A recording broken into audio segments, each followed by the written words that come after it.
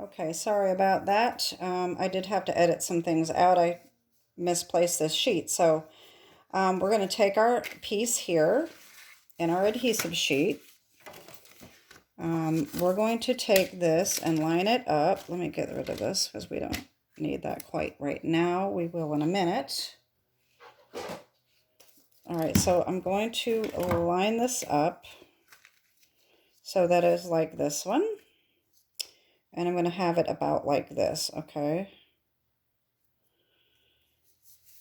So what I'm going to do is I'm going to put this adhesive sheet on, and then after I'm going to do the same thing that we did in our last video, and I'm going to turn this over on top of here, and then we will trim this all down when we're done, okay? So let me see if I can get this off today. Hopefully it will come off as easily as it did yesterday, or the day before, I guess, yesterday. That's when I made the videos anyway. All right, so this is our sticky side. And I'm going to do what I did the other day. And I'm just going to line these up the best I can. All right, and then just pull the backing off and slide over like that. All right, make sure that's good and sealed on there. Okay, so remember, we're going to lay it about like this. All right, I'm going to take this off, and I'm going to do the same thing that I did before.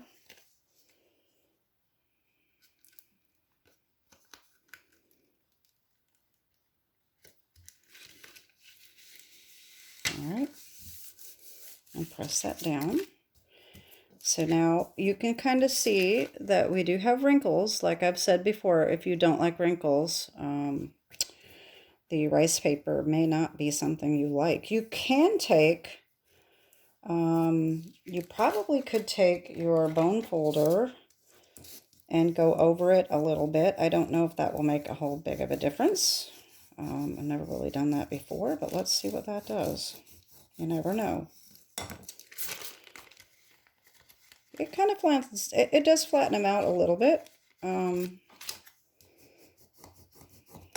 don't want to do it on the front of the card. It definitely flattens it out, but you can still see them, but it's not raised up as much. So that is kind of a nice thing to do.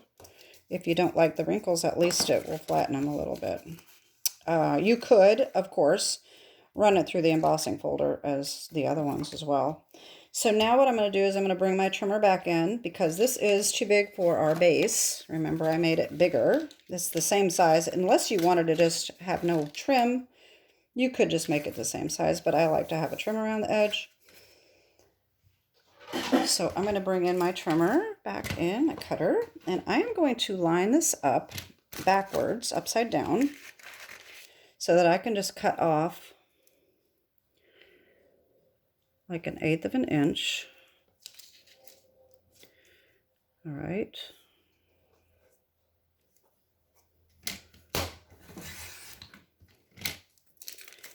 And then do it again, and that will be 4.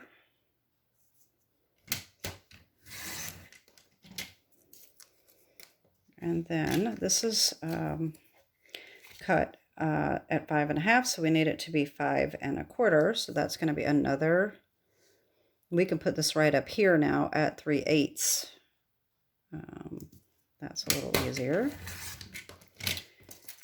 And then 5.25. And there we go. That's pretty simple.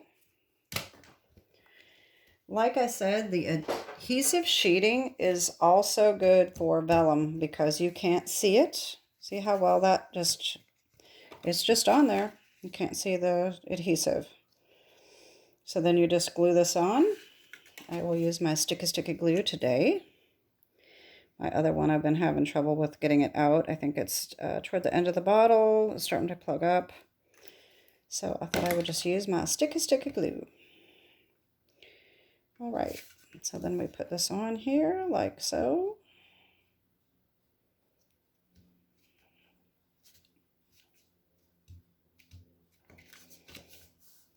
Take that off. And I already did the liberty of getting my sentiment ready. And I stamped the little bit of Blushing Bride on there. Grab my dimensionals and put them right on there as usual. And we're almost done.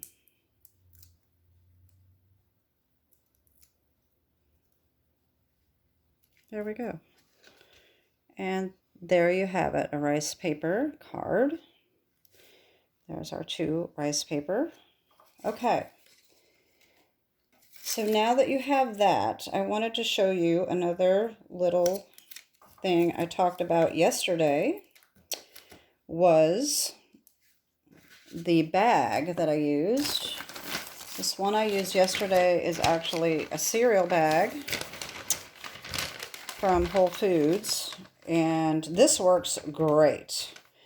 Well, I had a feed bag, a birdseed bag, that I thought would maybe work, and so I wanted to show you how I cut these.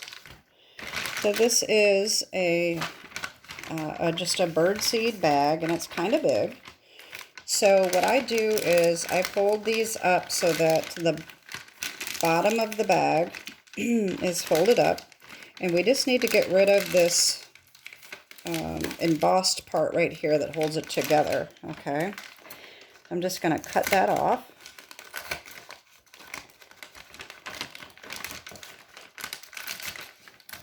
All right, and then the top is kind of the same thing, and it's ripped clear down to here, so I need to cut all of that off. All right, and I can always cut more off later if I don't cut off enough. All right, I'm going to get rid of that.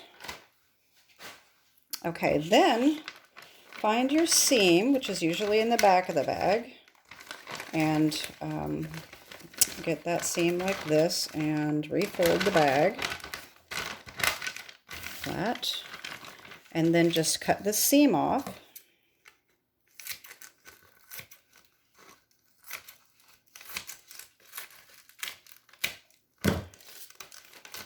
And there you go.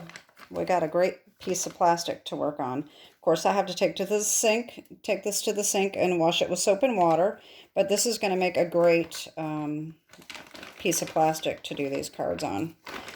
So I just wanted to show you how I do that. So that's how you do that, and make sure you wash it and dry it, of course. So I think that's it. I think I am going to do one more video. I was only going to do 4, but I decided that I will do a video to show you how to do the glitter. So that will be another video that will be next, and there's at least 3 different ways that you can put the glitter on, depending on the look you want. This is kind of the medium look. You can do one with less glitter, and you can do one with a lot more glitter. So I will be making that video last, and that will be probably the last video of my napkin series. So if you haven't checked out my other videos, check them out below with links. My hostess code for March is right here.